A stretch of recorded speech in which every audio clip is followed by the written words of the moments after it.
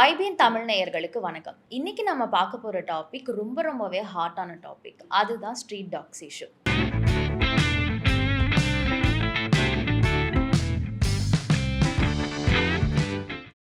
சரி, street dog இஷ்யூன்னு நமக்கு எல்லாருக்குமே தெரியும். கடந்த வாரம் ஒரு தனியார் தொலைக்காட்சியில ஒரு டிபேட் ஷோல பேசியிருந்தாங்க. அது மக்களிடையே பெரும் பேசும் பொருளாக மாறியிருந்தது.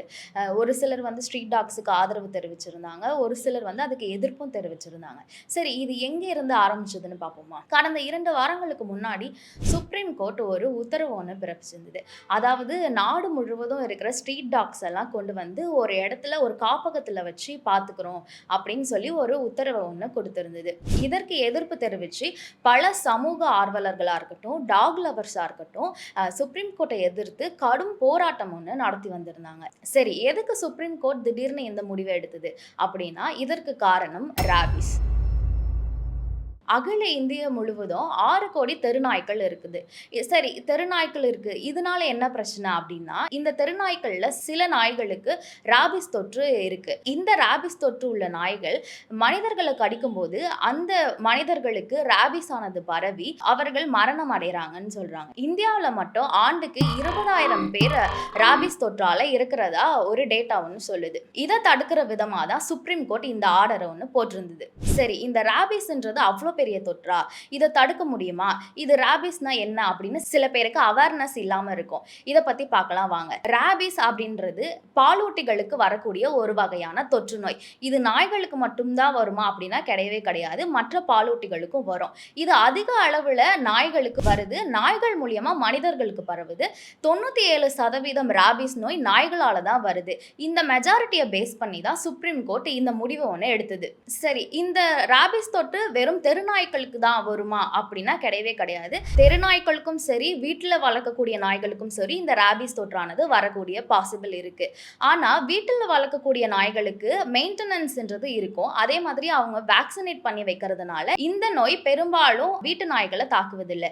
தெருநாய்க்கள் மெயின்டெனன்ஸ் இல்லாம இருக்கிறதுனாலயோ, வேக்சினேட் சரியா செய்யப்படாம இருக்கிறதுனாலயோ அதிக அளவுல இந்த தெருநாய்கள் பாதிக்கப்படுறதா சொல்றாங்க. சரி, இந்த ராபிஸ் தொற்று என்ன பாதிப்புகளை உருவாக்கும் அப்படின்னு பாத்தீங்கன்னா, நரம்பு மண்டலத்தை பாதிக்கக்கூடிய தொற்று தான் இதுன்னு சொல்றாங்க. சரி, இந்த நோய் வந்ததுக்கான அறிகுறிகள் என்ன, அந்த நோய் வந்த நாய் எப்படிலாம் இருக்கும் அப்படின்றத வாங்க தெரிஞ்சுக்கலாம். ராபிஸ் தொற்று ஏற்பட்ட நாயானது முதல் 2 நாட்களுக்கு சரியா உணவு உண்ணாது. அது மட்டும் இல்லாம இருட்டிலேயே வாழ நினைக்குமா, வெளிச்சத்துக்கு வர பயப்படுமா. முதல் 2 நாட்கள் இப்படி இருக்கும். இதுதான் ஃபர்ஸ்ட் ஸ்டேஜ்னு சொல்றாங்க.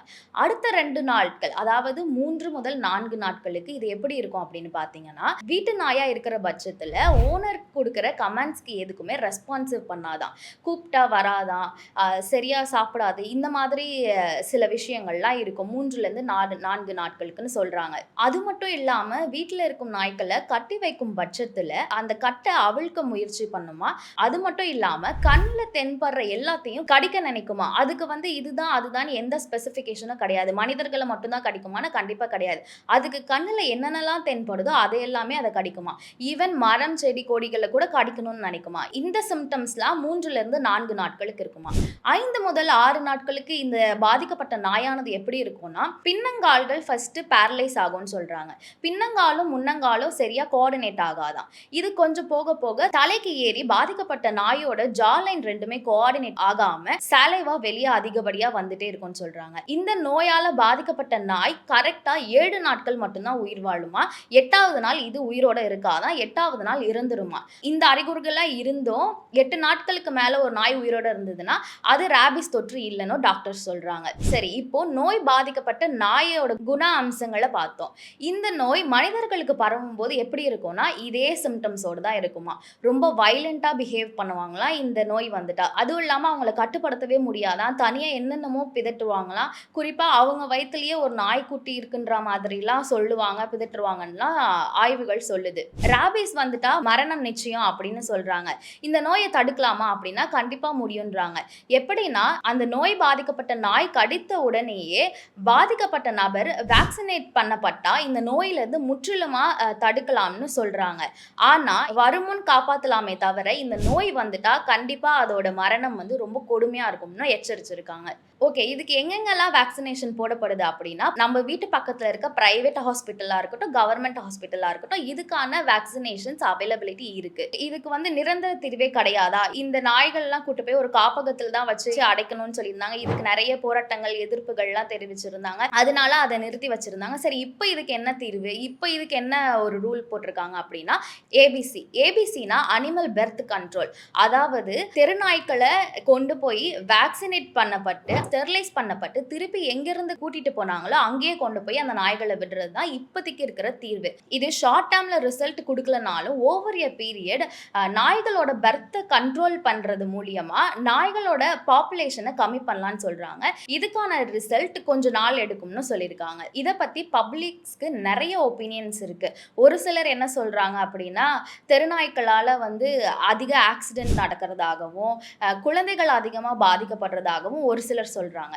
ஒரு சில டாக் லவர்ஸும், சமூக ஆர்வலர்களும் என்ன சொல்றாங்க அப்படின்னா, அதோட வாழ்விடத்த அதுங்களுக்கே குடுத்துருங்க. இதெல்லாம் அனிமல்ஸ் குரூயாலிட்டி அப்படின்னு சொல்லி சில பேரு டாக்ஸ்க்கு சப்போர்ட் பண்றாங்க. சில பேர் இந்த சுப்ரீம் கோர்ட்டோட ஆர்டர வரவேற்கிறாங்க. இத பத்தி நீங்க என்ன நினைக்கிறீங்கன்னு கமெண்ட்ஸ்ல சொல்லுங்க. அடுத்த ஒரு இன்ட்ரஸ்டிங்கான வீடியோல சந்திக்கலாம். Tata bye.